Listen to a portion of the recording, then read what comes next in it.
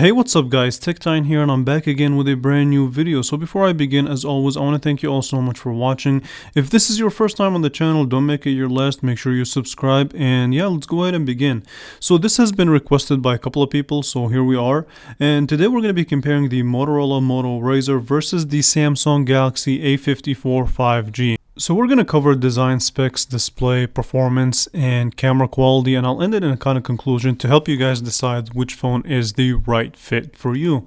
So beginning with the design of the Galaxy A54 5G, it's a very familiar Samsung phone, very familiar design, and kind of, I would say, sometimes boring, but it is what it is. So on the bottom you do have your USB Type-C with your bottom facing speaker, and you also have a couple of microphones on the bottom as well. And the back is made out of glass, and it's a very glossy material that will leave a lot of fingerprints if you don't either wipe it every couple of times you use it, or just go ahead and slap a case on it. But yeah, the USB-C on the bottom also supports really quick charging, so that's a thumbs up from that regard. And if you look at the right hand side, you do also get your power button as well as your volume up and down. Okay, so also on the sides, if you look at it, you'll notice that it has this kind of like chrome finish as well, so very glossy all the way around. And if you also look at the back, you do get the triple camera setup, which we will definitely cover a little bit more in depth later on in the video, so just keep watching. But mainly you get a main camera sensor, a ultra wide, as well as a macro sensor. And also overall in the design itself, like I said, it's very boring, very familiar. However, it's a design at the end of the day that will meet people's expectation, right? It doesn't use cheap material for the most part, and it keeps a rigid look. So switching the topic of conversation, and let's talk about the Moto Razr. And this is where things can get a little bit interesting in the design aspect. So in my opinion, this is one of the first times that we've seen the kind of flip foldable devices get introduced to the budget market. Now mind you, this is, well, the MSRP for this phone is $599, but I've seen it for $399, believe it or not, and I've even seen carriers have it for $199 or $99. So check your carrier, check the current offers. But basically this adds a more extravagant design to the budget lineup of phones. Mainly when it comes to budget phones in general, we don't really see a lot of extravagant designs. So we kind of see the same adaptation to the other flagship phones, but in kind of cheaper material and lower quality design. However, in this time around, Motorola decided to give us something different. So the design of this phone is interesting for the most part. So it uses leather. It's probably fake leather, but it uses leather and metal for the sake of argument, and it has a secondary display up at the top where the two cameras sit, which we also will definitely talk about. You also get with the secondary display kind of a lot of information, like you can get the time, battery percentage, calendar, record audio, take pictures using the main camera as kind of your selfie setup. And it's a very, very thin device, I do have to say that. So the battery life on here, believe it or not, is really good, but we'll save that for the performance aspect of this review. And overall though, as a design, I would say a new refreshment to the budget world.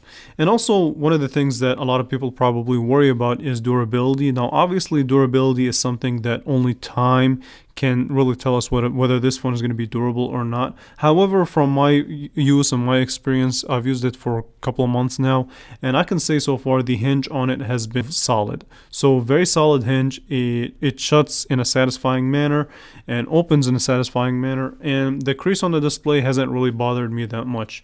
Now, as far as your button placement goes, I think this is where things can be a little bit annoying, I would say, and that's just me nitpicking at this point.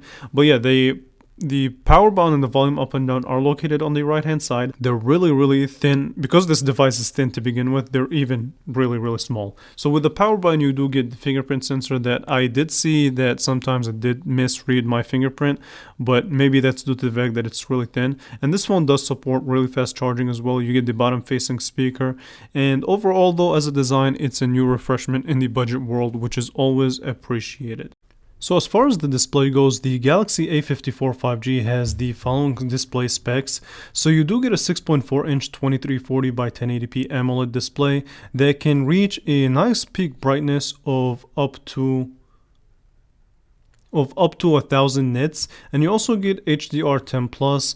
You get Corning Gorilla Glass 5 403 pixel per inch density, 82.9% screen to body ratio. So as far as the specs, just paper, they sound really good. And I do have to say that some people may complain about the bezels being a little bit bigger, but they're not really that bothersome, so I can't really complain too much about that. And with the adaptive refresh rate of up to 120 hertz, this phone is buttery smooth. Watching content on it is crazy good. It's an AMOLED display. It's a very quality AMOLED display, and if you're familiar with Samsung, then you know that they don't play when it comes to the display department. They always bring out the best. Especially, I was shocked that this phone has such of a good display considering the price point of $399 MSRP. So switching the topic of conversation, talking about the Motorola Moto Razr's display, you get the following screen specs. So it's a taller display, 6.9 inches, 2640 by 1080p, and it is also AMOLED display. You get a higher refresh rate of up to 144 hertz, HDR10 plus, a 85.1% screen to body ratio, 1080p like I said, and up to 1400 nits of peak brightness.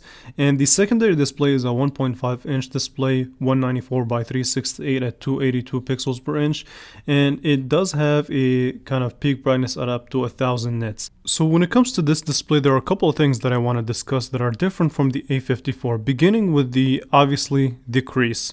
So the crease wasn't something that really bothered me. It's there if you really want to look for it, but it didn't really cause kind of a big commotion in my opinion. I was able to ignore it for the most part.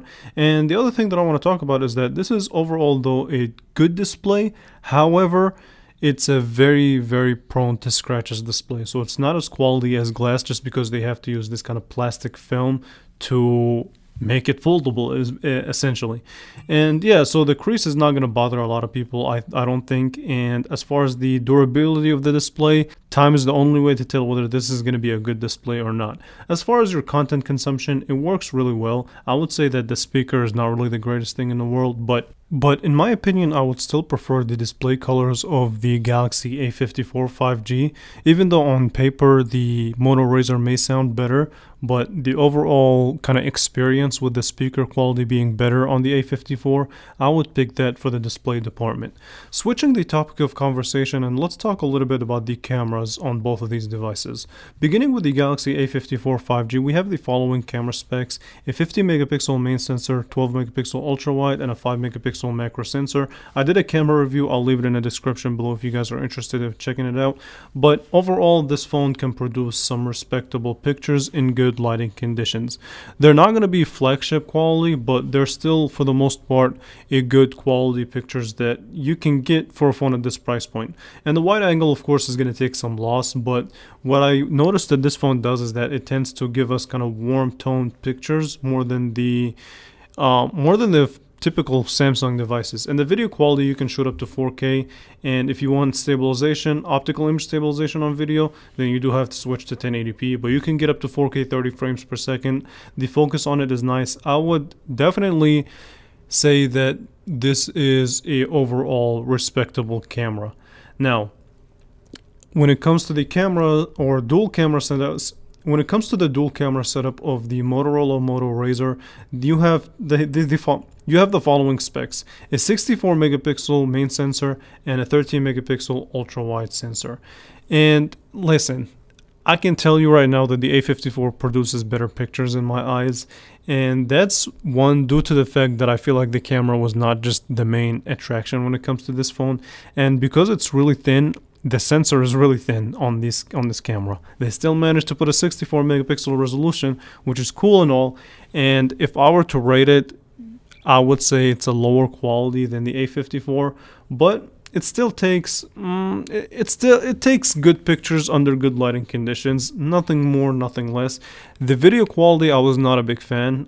It can record up to 4K at 30 frames per second and 1080p at 30 or 60 frames per second, but it just didn't live up to my expectations of kind of quality. So the pictures on it looked a little bit flat. In some scenarios they were a little bit noisy, but for whatever reason in other scenarios they were decent. So I guess the camera, you could say it's a hit or miss. I didn't find it to be better than the A54. So if we're looking at a camera category, the A54 is the more phone that I would consider when it comes to the camera quality. So let's talk a little bit about the performance of both of these devices. Beginning with the A54, you have the following spec list. So you get the Exynos 1380 based on a 5nm architecture, and it is octa-core. You also get standard 128GB of storage as well as 4GB of RAM that is upgradable up to 8GB of RAM. And the benchmark scores gave us a 1012 on the single core and 2818 on the multi-core. But putting the benchmarks and the numbers aside, here's what I have to say about the performance of the A54. It's for the most part really good. It still is a fluid phone to this day. The only gripe that I have about it is that from time to time it does kind of heat up a little bit. I mentioned this before a couple of times, so I want to make myself clear. So the way that it heats up is when you're playing a game, and I know a lot of phones do that anyway, but for whatever reason, it's a little bit more, I would say, prominent on this device compared to other phones, but it wasn't to the point where it's uncomfortable. It was to the point where it was noticeable though.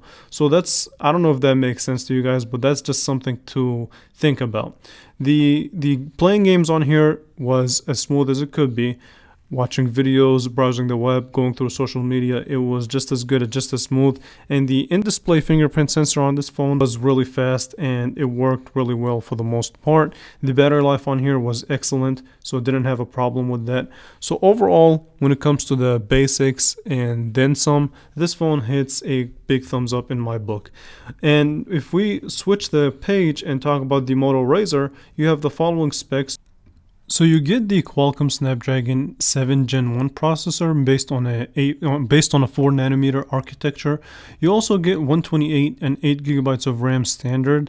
As far as your GPU, you get the Adreno 644. Now, my understanding when it comes to the performance, believe it or not, the benchmarks scored a little bit higher on the A54, even though this phone is using kind of a better processor. But yeah, so 1007 on the single core, 2725. Ever so slightly, the A54 had it beat. But when it came to the performance, it performed very similar to the A54. Everything on it was smooth. Browsing the web, playing games, going through social media, multitasking was a little bit better because of the amount of RAM. But overall though, it did a very good job in, I would say, in performance. Now, I do have a heating issue with this phone.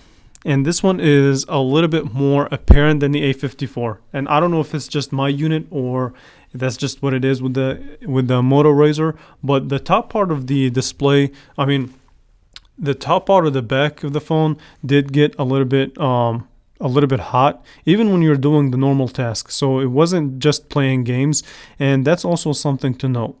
But other than that minor thing, everything else on the performance aspect was decent.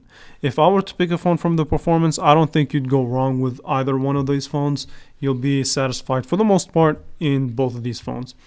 Okay, so now let me round it up in a conclusion and see which phone would you pick. If you want something that is more extravagant, a little bit different, and still falls in kind of the quote-unquote budget world, then the design and the aesthetic look of the Moto Razr is the phone to get. Now, the battery life on the Moto Razr is not as good as the A54, so that's also something to note. But if you want something that is, I would say, more basic, there's nothing wrong with getting something more basic, but will be more reliable in the future, then the A54 is the phone to get.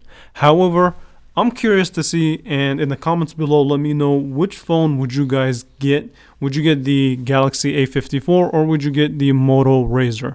Me personally, I would still stick with the A54, to be honest with you. I would say because of the way that I use my phone, I look into camera quality. I would pick the A54 in that regard. I would look for in design durability. The A54 has the Moto Razr beat. And as far as the price, they're about the same. No, well, they're not the same. The Moto Razr is $100 more when we're looking at the MSRP. But as a package, I feel like, in my opinion, the A54 is a little bit more. It's a little bit more my style. I'm not ready to switch to flip devices just yet. So yeah, with that being said, I want to thank you all so much for watching, and I will definitely catch you guys in the next one.